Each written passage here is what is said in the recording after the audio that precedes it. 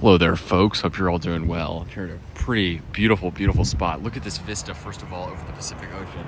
Just gorgeous. You've got the bunya pine there, another one there. I forget the scientific name. It's some sort of Araucaria, relative to the monkey puzzle tree, Norfolk Island pine, etc. Very common here.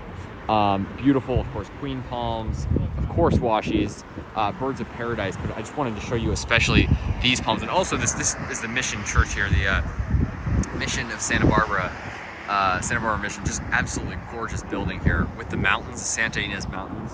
And everything is so nice and green because they've gotten so much rain lately. It's like a short sliver of the year where it's so green. And then obviously it turns, brown once all the, everything goes out of bloom and the grasses turn brown and everything. But just gorgeous right now. Absolutely beautiful. So beautiful out, by the way. Nice and breezy. Just, absolute perfection. Look at just how beautiful those homes are down there.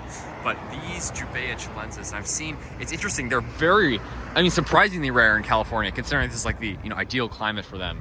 There's a few in the Bay Area, and they're definitely more rare than royal palms, I'd say, in Southern California. But you'll see them at a lot of these places. Like, these were probably planted, I don't know how long ago. Probably not when the mission was built. This church from the 1700s, but probably, I'm guessing these were planted in the 1800s sometime, because these are pretty massive palms. Look at the size of that palm. The mountain's just absolutely gorgeous. Gorgeous, gorgeous palm. So, Jubaea chilensis, native to Chile. It's endangered, unfortunately, its native habitat due to habitat loss. But it is just a beautiful, beautiful species, and it has the most massive. It's the most massive palm in that it weighs the most of any palm species, and it has the largest, thickest trunk of any palm species. So a pretty impressive palm all around. One of my absolute favorites. Just gorgeous, gorgeous palm. It looks very Phoenix canarensis-like. There's some Phoenix canarensis around. Let me try to find one to sort of compare. And there's some dragon trees over there as well. Dracaena, I think is the scientific name. You can see the Canary Island day palms up there are much greener. The fronds sort of have like it's almost like sable minor versus trachea a little bit. Like these fronds have sort of a little bit of a bluish tinge to them. And the trunk, especially the trunk of Phoenix canarensis, is very brown and sort of, it's got a darker coloration, sort of more fissured bark. This one's sort of more grayish, and it has let me cross here. It has just a lot of a smoother trunk. Just an absolutely beautiful, beautiful palm. Look at the size of this palm. Easily, easily 65 feet, I'd say. Just stunning.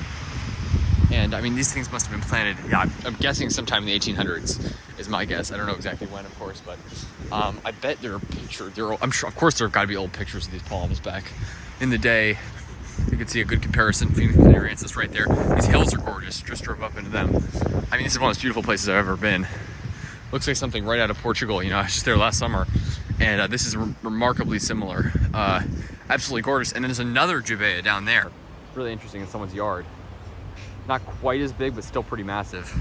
And of course, eucalyptus trees like you can't believe here. Look at the size of that one. With the house, with the little structure under it to compare.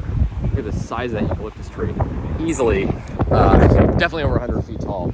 I've seen some that I would guess are probably close to 200 feet tall. Just huge, huge, huge trees. And that view with the Pacific behind those gorgeous Mediterranean-style homes. That's just perfection. But these Jubaea chilensis, you can't beat that. Absolutely gorgeous.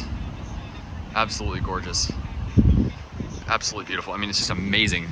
Such a beautiful colors in the church, like the pinks, the stone color, and then of course the classic Spanish architecture, just gorgeous. That's what Santa Barbara's known for. It's just the architecture, amongst other things. And I've heard a lot of locals claim that it has the best weather in California, better than San Diego. San Diego is obviously very far, further south, but it's also, I think Santa Barbara gets some of the Brookings effect, where it sort of juts out. The coast, which is that way, is due south. It's not actually west. So you go south to the Pacific, not west, because the coast juts out here.